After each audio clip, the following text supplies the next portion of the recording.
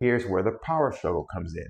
But when you get into a power struggle, let me tell you how this works, especially in a relationship, because here's where this occurs.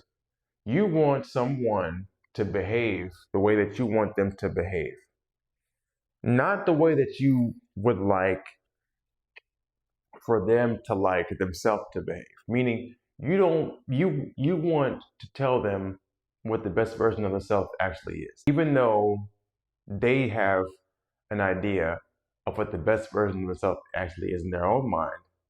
You don't care for that, or you do know what their self-image of their best self is, and they're just not doing it. That's again where you can say the quote, you can lead a horse to the water, but you can't make them drink, because you can't. You can't make them do anything that they don't want to do. And if you don't look at it from that perspective as well, you're going to tire yourself out, because the entire time you're pulling somebody who does not want to be there. Here's where the power struggle comes in. Hey, we need to go here. We need to move like this. We need to do it this way. We need to go, and focus on this thing and this outcome. And they're like, nah. Okay, well, if they're like, nah, you know what you gotta do? You gotta leave. Because all you're gonna do is get involved in a power struggle with this person. And you don't surrender whatever it is that you desire to have. You have to find resonance with the thing that you're asking for.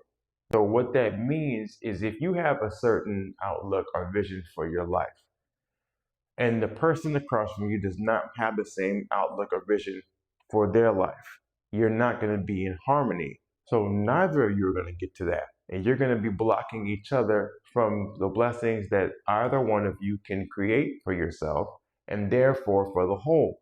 What you have to do is make the commitment to whatever lights you up and makes your heart happy, and go for that.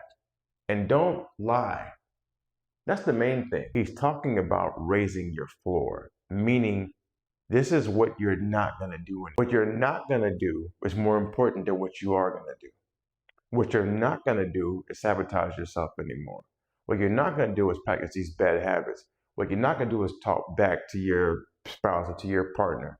What you're not going to do is run every time something gets uncomfortable for you to challenge yourself and look in the mirror. What you're not going to do is attempt to manipulate or be fake. You're going to always live with integrity, authenticity, be honest.